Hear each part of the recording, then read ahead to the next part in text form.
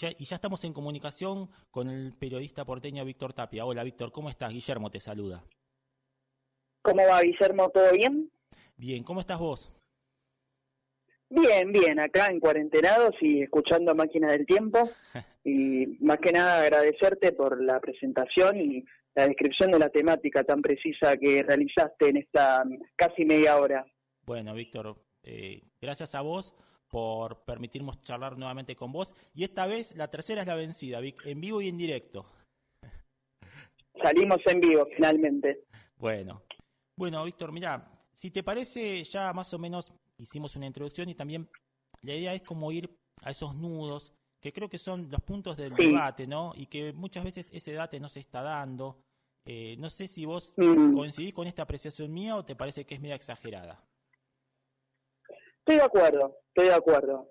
La necesidad de un debate al respecto es acuciante, pero sobre todo, no solo que sea con respeto, sino que no sea con posiciones subjetivistas, un poco lo que decías al principio de tomarlo para la chacota, ¿no? A estos años, a estos pioneros del rock argentino previos al trienio de 1965-1967. Muy bien. Bueno, Vic, mirá, yo creo que lo primero que te quiero preguntar, que justamente es como para ir al grano, ¿no? Es que uno siguiendo tu trabajo, que hace cuántos años, Víctor, que ya venís metido con esta temática. Desde 2012, que tras la figura de Eddie Pequenino, quien fue la primera personalidad artística de esa época, que me despertó una atención sobre él, y eso provocó que fuera encontrando más figuras y desde 2016 darle una forma, como bien decías, a través del proyecto que emprendimos con Laila Pezzeni de Universo Epígrafe, darle una forma de entrega de notas y artículos al respecto para sistematizar todas esas cositas que veníamos recolectando, ¿no? En torno a esos años. Bien. Y arrancamos en 1955 cuando descubriste que ya se hizo la primera grabación de rock and roll en Argentina, ¿verdad? Totalmente. Y es muy interesante la fecha, porque justamente el estreno de la película Blackboard Jungle, Sí. traducida localmente como Semilla de Maldad, va a producir que artistas locales quieran hacer rock and roll en la Argentina. Y esta película, que se estrena el 30 de noviembre de ese año, genera que el 5 de diciembre la orquesta de Roger Santander, trompetista argentino de jazz, realice su propia versión de El caballito de batalla del repertorio de Bill Haley, que venía en los créditos de la película. Nos referimos a Rock Around the Clock. Pero eso también provocó internamente lo que una vez hablábamos con vos, del revisionismo sobre el revisionismo. Es decir, nosotros al principio, ya cuando descubrí la figura de Eddie Pequenino grabando a partir del año 56, 57, estábamos generando una perspectiva distinta sobre los orígenes del género. Pero cuando descubrimos grabaciones previas a Pequenino y a los artistas de los cuales veníamos hablando, creo que nos demarcamos un poco del tema de reemplazar un origen mítico por otro, ¿no? Porque algo que se nos acusaba era, por ejemplo, querer reemplazar a Pequenino por Nevia, a Nevia por Pequenino, o por quien sea, ¿no? Como un debate de individualidades. Cuando nosotros planteamos un debate entre la mitología y la historiografía. Bien. Y ese comienzo, Víctor, uno que te viene siguiendo hace años, que vamos viendo todo lo que vas volcando en un universo epígrafe, que a veces puedo llegar a leer esos debates que se generan en las redes sociales, pero que, por supuesto, tienen otro tinte. Llevan a un punto donde uno dice, es perfecto, las primeras orquestas de jazz en Argentina adaptaron rock and rolls y los insertaron de alguna medida en Argentina y ahí, gracias también a que llegó la película Blackboard Jungle, comienza el género acá en nuestro país. Pero vamos a seguir siempre sosteniendo que tenemos de un lado el comienzo de los 67 y tenemos este comienzo. Uno también puede decir que las orquestas de jazz, cuando adaptaban esos rock and rolls, ¿no seguían estando dentro de lo que sería el género de jazz? ¿No sería apropiado también decir esto forma parte de la historia del jazz y no tiene nada que ver con la historia del rock argentino? Y te doy un ejemplo. Miles Davis, como bien sabes, también tuvo su etapa psicodélica, donde incursionó en el rock con muchos otros artistas de jazz, sobre todo cuando se volcaron al free jazz, ¿no? Pero creo que nadie diría que Miles Davis es un músico de rock. ¿Entendés por dónde voy? Totalmente, Guillermo, y es un punto de vista válido. Lo que sucede es que las orquestas de jazz argentinas tenían un carácter peculiar y característico respecto de, por ejemplo, un Miles Davis, ¿no? Respecto de un John Coltrane. Este carácter específico tiene que ver con que tenían que tocar por los avatares económicos, de las obligaciones contractuales, de los gustos de los bailarines, ¿no? Distintos estilos musicales.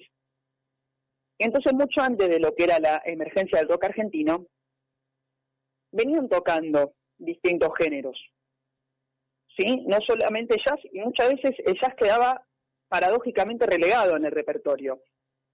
Y entre las músicas que tocaban estaba, por ejemplo, el boogie woogie, precursor directo del rock and roll, el cual tenía un desarrollo en Argentina bastante profuso, con muchos temas propios. Y además de eso, las orquestas de jazz en la Argentina ejercieron una relación dialéctica con la juventud. Y ahí tenemos una segunda diferencia de grado respecto de un jazzista estadounidense que en algún momento haya tenido un coqueteo con la música rock.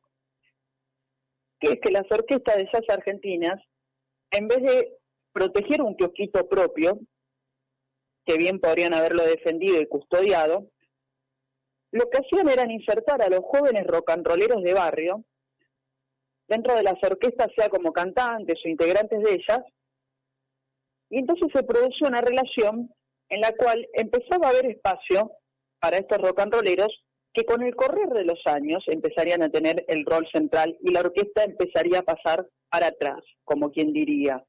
En ese sentido tenemos una segunda diferencia de grado muy importante, que es una lectura muy distinta que hacen los músicos de jazz argentinos de su contexto histórico. Aunque fuera por un interés comercial, hay que decir que comparado con otros momentos de la historia de la música, revela una apertura muy poco cercana al conservadurismo de cuidar un status quo. Y esto no solo sucedió en Buenos Aires o en sus alrededores. En Santiago del Estero, la orquesta Las Estrellas Americanas del Jazz, cuyo guitarrista era un jovencísimo rockero que fundó la primera banda de rock de la historia de Santiago, allá por el año 59, gracias a la charla que mantuvo este guitarrista con el director de la orquesta Las Estrellas Americanas, empezaron a tocar rock, pero también contratar cantantes jóvenes que se encargaban, adolescentes santiagueños. Por lo tanto, había una visión muy distinta de lo que era la música por parte de estos jazzistas. Y la tercera diferencia de grado, y para cerrar un poco con por qué las orquestas de jazz pueden ser consideradas legítimas parteras del género en el territorio argentino, enlaza con un grupo en particular, que son los Cometas Argentinos, los cuales están en la transición exacta entre lo que es una orquesta y una banda. Porque precisamente, y esta es una opinión personal, pero que defiendo con, creo yo, argumentos sólidos, la diferencia entre una orquesta y una banda no va por cantidad de integrantes, ni por instrumentos utilizados. Porque muchos conjuntos de esa época, que hoy serían bandas, eran considerados orquestas. La diferencia grande va por el repertorio.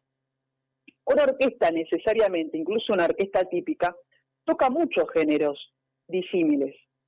Por ejemplo, una orquesta típica toca tango, pero también va a tocar algún foxtrot, toca vals, toca milonga, y ni hablar las orquestas de jazz de esa época. Es por eso que la aparición de un grupo llamado Los Cometas Argentinos, que eran todas personas menores a los 20 años, que se especializaron primero solo en música estadounidense, no tocaban, por ejemplo, como hacían las orquestas de jazz argentinas, brasileño, repertorio brasileño o cubano, sino solamente música estadounidense. y después especializarse en el rock and roll, pero aún así promocionados por la prensa como una orquesta de jazz. A propósito, hay un afiche muy interesante de la época que dice, aquí el jazz con los cometas, reyes del rock. Esto demuestra la transición histórica gradual y no abrupta que hay entre el jazz y el rock en la Argentina, casi como un cordón umbilical. Y esa transición, Víctor, entonces, marca el puntapié inicial para que naciera el género aquí en Argentina y tiene una clara particularidad local. Se podría decir que hay una identidad nuestra ahí en esa transición. Totalmente. Porque si bien fuera de Estados Unidos sucedió mucho que los jazzeros se dedicaran al género, no siempre encontramos esta relación tan estrecha.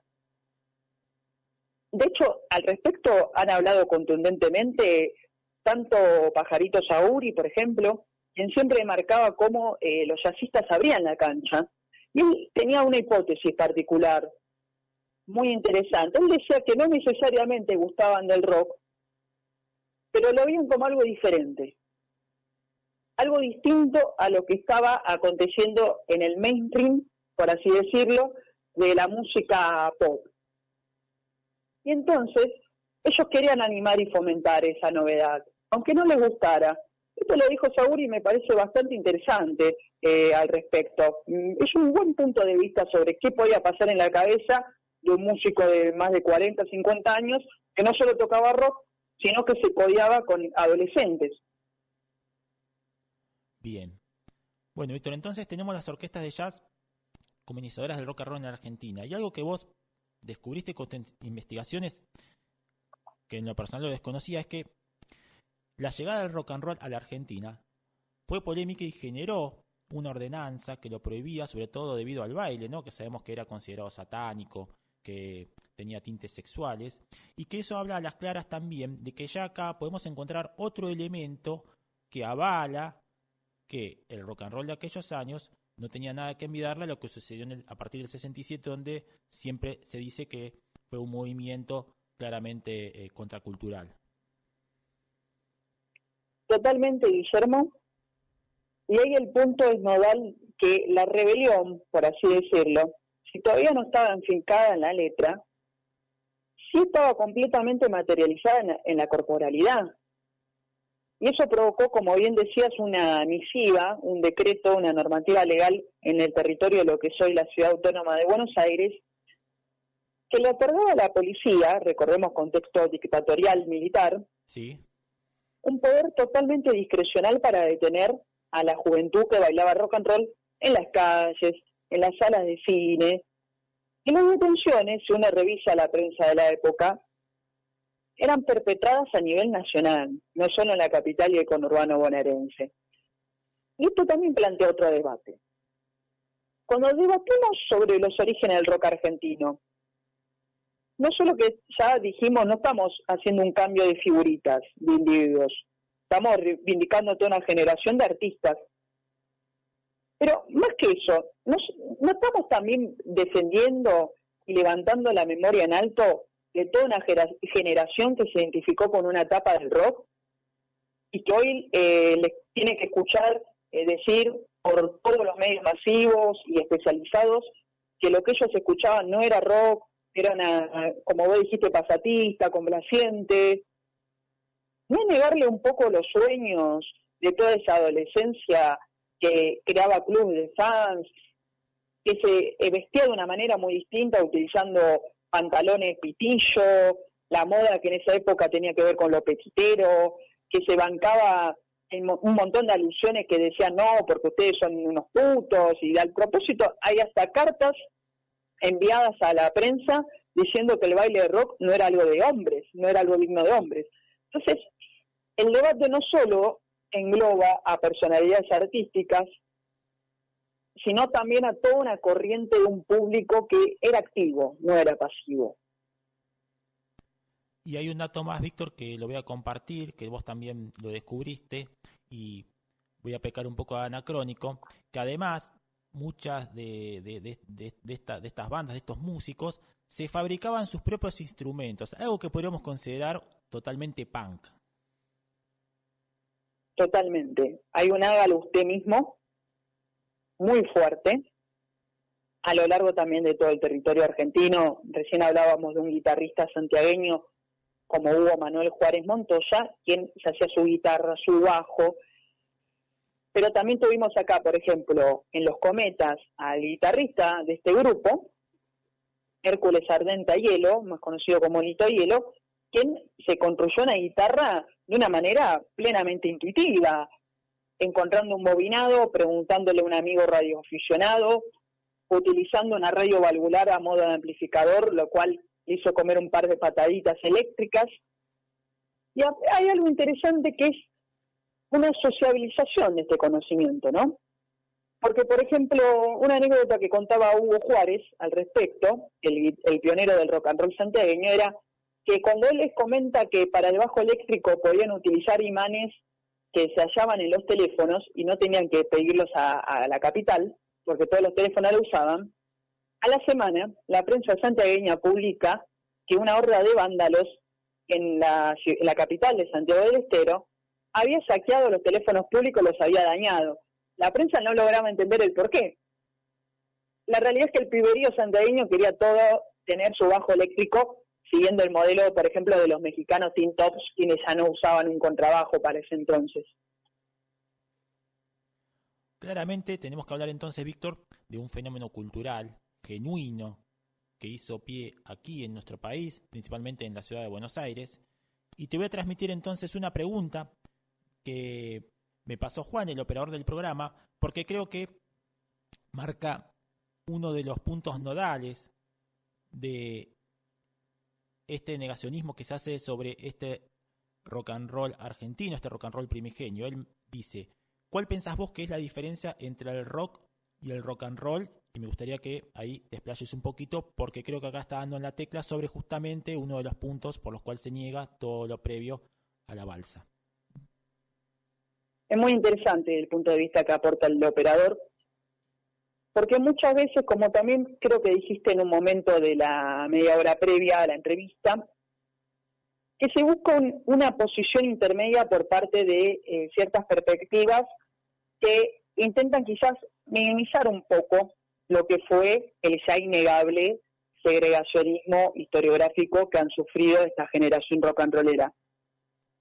Y un poco es decir que son dos épocas distintas, a veces exagerando y negando cualquier conexión y diálogo entre ellas, otras veces admitiendo los vasos vinculantes, porque algunos son muy notorios.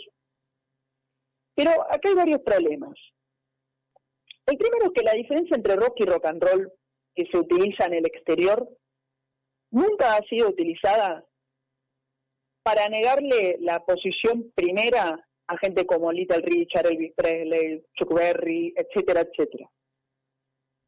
Es más que nada usada, por ejemplo, para destacar el rol que tuvo Bob Dylan cuando se electrifica en el año 65, imprimiendo una nueva lírica al rock. Pero si el mismo Bob Dylan, no solo que fanático devoto del rock and roll, sino que él, antes de hacer folk, tocaba rock and roll, cosa que no es tan difundida en la Argentina, se ve claramente que es una diferencia muy fuerte entre usar una conceptualización, que es más una diferenciación de cómo va evolucionando, o mejor dicho, se va desarrollando una historia que tiene una línea totalmente sin interrupciones, con vinculaciones, a querer plantear dos etapas totalmente distintas y hasta antagónicas, ¿no? Como hizo, por ejemplo, la revista Pelo, con lo que bien describía Guillermo, de la música comercial y complaciente, y etcétera. Para esto basta ver un poco las letras, hasta temas recientes, ¿no? Yo siempre digo, el primer tema del primer disco de Oasis no habla de rockstar, habla de rock and roll star. Rainbow hablaba de Long Live Rock and Roll, no hablaba de Long Live Rock. Los Rolling hablaban de It's Only Rock and Roll, no It's Only Rock. Y aparte, por ejemplo, Keith Richards ha dicho que el problema actualmente en el rock es que están todos preocupados del rock, pero se olvidan del roll. Y bandas como los Cramps, que obviamente tienen una vindicación serial del primer rock and roll, han planteado incluso a la inversa, que el rock and roll es mucho más que un género musical y que engloba una cultura propia, y enlazando al revés de lo que generalmente se conceptualiza al rock como un género musical, y no con todos esos caracteres de una cultura. Por supuesto que personalmente yo considero que las dos etapas, si es que así se puede dividir la historia en dos, de un día para el otro, ambas engendraron una cultura propia, que convivió un montón de veces en el mismo plano temporal, y si una cultura tenía que ver con Plaza Francia y las detenciones por pelo largo, otra cultura rockabilly propia tenía que ver con un programa de radio hecho por jóvenes, que era un programa dedicado a Elvis Presley y a James Dean, el cual existió en los años 50 en Buenos Aires. O, por ejemplo, un club de fans formado por estudiantes del secundario de un secundario de Mercedes, que era un club de fans de Bill Haley, que pese a ser formado por gente de 12, 14 años, llegó a tener apoyo oficial de Bill Haley, quien se contactó con ellos y les empezó a enviar material y lograron así difusión a nivel nacional. Por lo tanto, hay una cultura que quizás no tenga que ver con cosas que pasaron después, pero que claramente tiene sus propios códigos, sus propias palabras, sus propios lugares de encuentro también. Por ejemplo, el balneario El Ancla en Olivos, que era un lugar donde se bailaba rock and roll y se reunía la juventud. Entonces, hay una cultura en torno al primer rock and roll y está en estrecha relación con el rock que le sigue, y ahí es donde podemos cerrar la respuesta haciéndonos otra pregunta. Todos sabemos que es rock and roll, pero ¿cuándo deja de ser rock and roll para ser rock? Y entonces ahí me pregunto, ¿el twist a comienzos de los 60 también es rock and roll o es otra cosa? La música surf, que acá tuvo un desarrollo en la Argentina a nivel federal, desde Mendoza hasta Santiago del Estero, pasando obviamente por Buenos Aires, por Esquel incluso. La música surf, ¿es rock o rock and roll? Y lo más interesante, la música que acá se llamó beat, porque está influenciada por la música británica de la conocida British Invasion. ¿Es rock o rock and roll? Y si el paso del rock es cuando empieza esa música beat, ¿por qué algunos grupos beat son considerados rock, como Los Gatos, y otros, para no ponernos raros ni mencionar grupos de culto, ¿por qué La Joven Guardia no es rock? ¿Cuál es la razón musicológica, histórica, historiográfica para decir algo así? Entonces cabe preguntarse si en la Argentina no se habla de rock nacional o de rock a secas hasta que la música empieza a mirar a Gran Bretaña.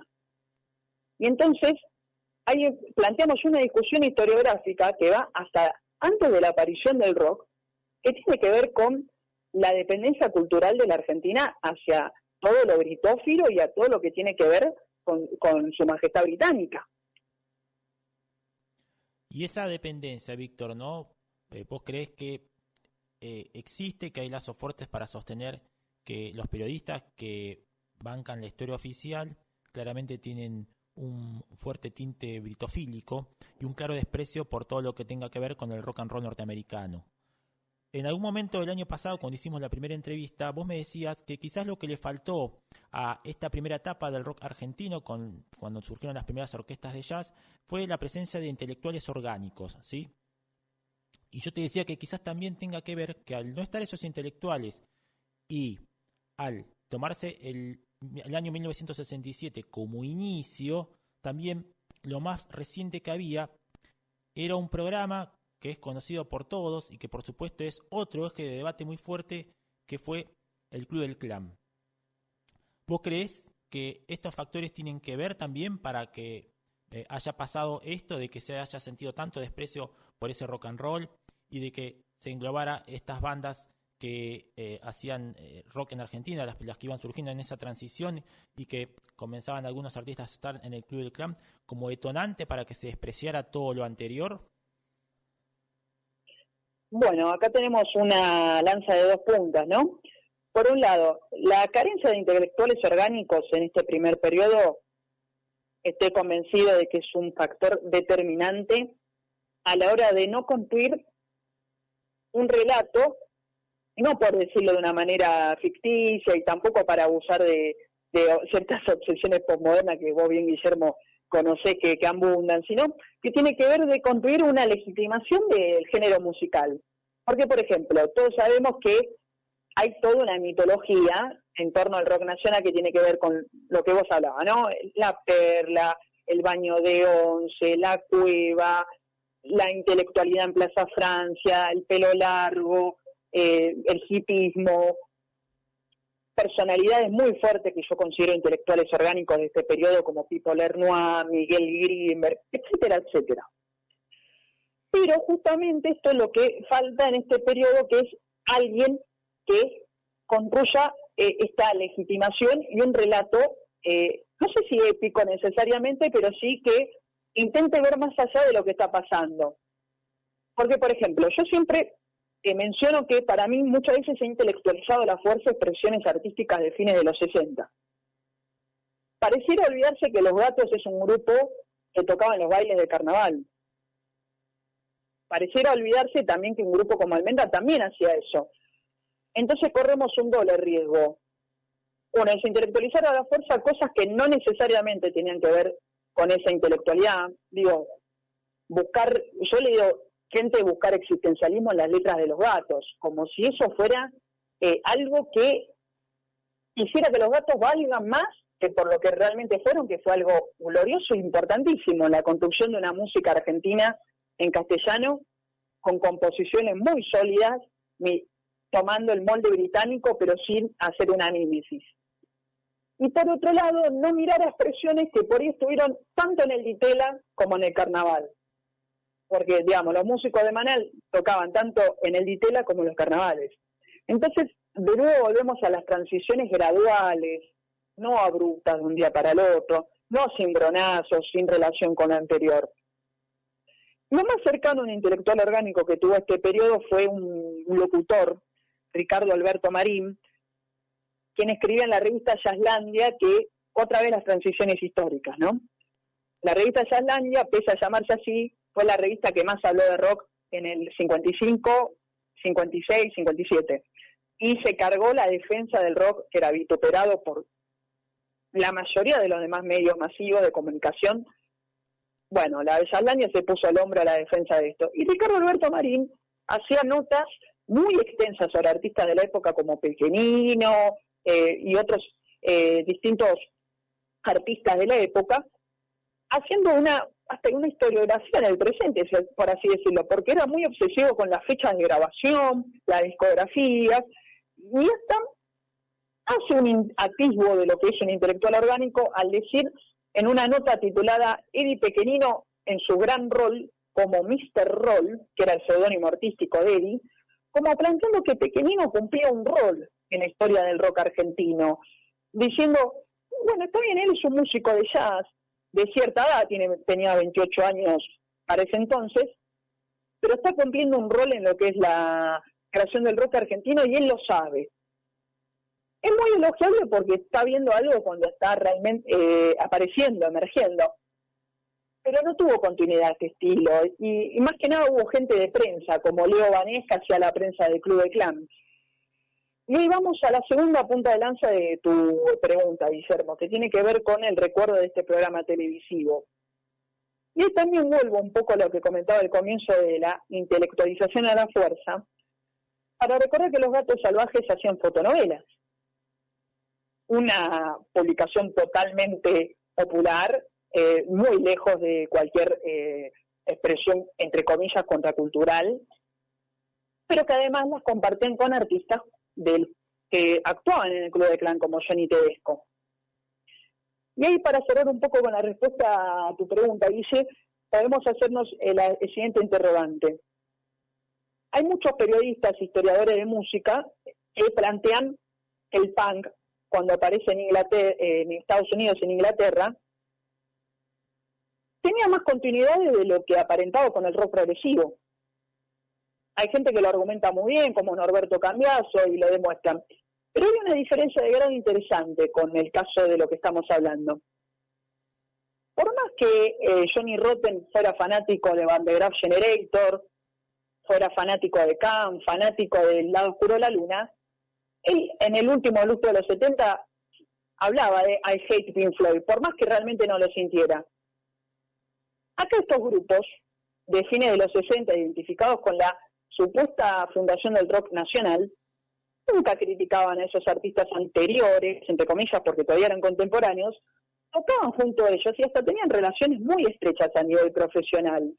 Entonces, cabe preguntarse si la revista Pelo, por ejemplo, cuando en el 71 empieza a hacer un antagonismo que antes no existía entre ambas épocas, no está cumpliendo el rol de un intelectual orgánico y muy efectivo, ¿no? Porque es un intelectual orgánico a posteriori.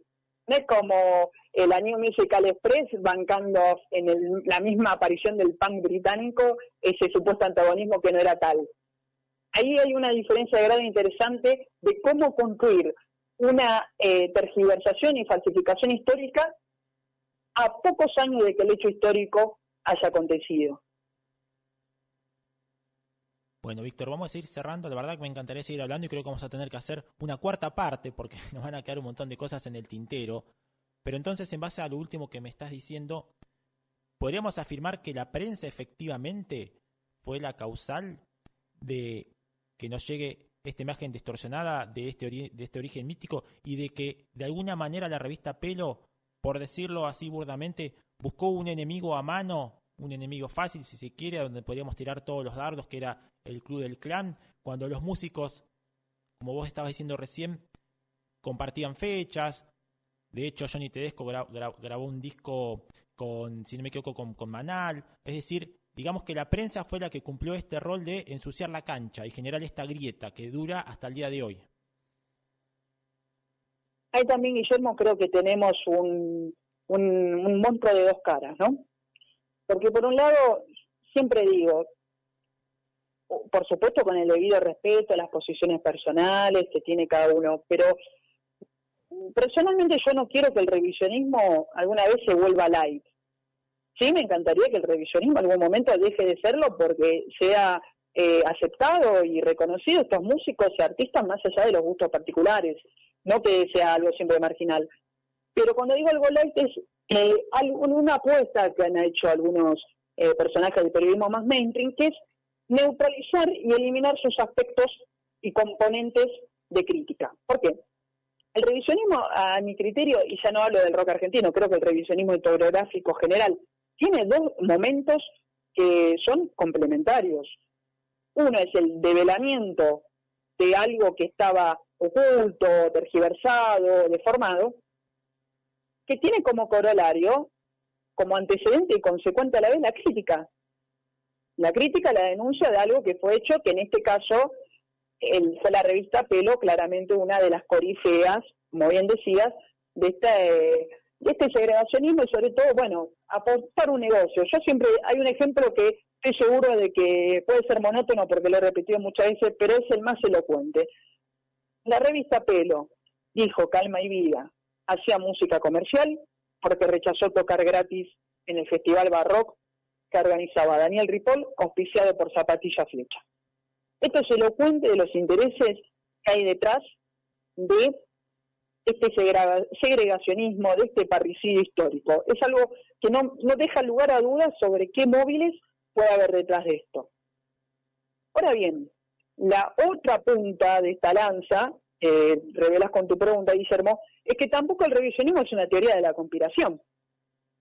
No es que nosotros creemos que hay un plan internacional para ocultar a Johnny Tedesco o a los cometas, como han dicho algunos detractores del revisionismo. Y ahí es donde vuelvo a la britofilia que mencioné, para ir a algo mucho más profundo que creo que son matrices de pensamiento, que operan inconscientemente aún en las personas de, entre comillas, mejores intenciones, y puedo hacer una autocrítica respecto de un lapsus que tuve en esta entrevista. Cuando dije del punk, dije, cuando aparece el punk en Inglaterra, y me corrijo después, digo el punk en Estados Unidos e Inglaterra, porque fijémonos cómo la matriz britófila opera tan fuertemente, que yo desde el vamos te dije el punk como si fuera algo inglés. Cuando es fácilmente comprobable que Estados Unidos tenía ese desarrollo del punk previamente. Los New York Dolls sacaban discos antes que los Sex Pistols, es un hecho histórico. Y sin embargo, la matriz britófila, aún en personas que somos críticas de ella, está viva, latente, con buena salud, y porque son matrices que ni siquiera las inventó Daniel Ripoll por un interés espurio y efímero. Tienen que ver ya con construcciones de la Argentina, de la identidad argentina, y eso ya es mucho más difícil, y no tiene que ver con un móvil malintencionado que bien pudo haberlo existido y existió, sino que ya tiene que ver con matrices de pensamiento instaladas que operan, y es difícil sacárselas, aun cuando uno es consciente de su existencia y de cómo operan. Bueno, Víctor, ¿te parece que dejemos acá el reportaje? Creo que da para seguir hablando. Me encantó, Guille, y te agradezco muchísimo por este espacio y felicitarte al aire por el ciclo que emprendés, que he escuchado varias emisiones de esta temporada, y sobre todo por algo que yo creo que se nota desde el oyente, pero que uno al ser entrevistado lo ve mucho, que para mí es una característica muy tuya en tu trabajo periodístico, que es la fuerte preparación de todo. No solo a nivel formativo de interiorizarse, etcétera, porque eso aparte vos sos un apasionado de la música, un tipo que la ama realmente, sino de la preparación profesional, de cubrir todos los flancos. Eso realmente es un ejemplo y una cátedra de lo que tiene que ser un periodista y un comunicador.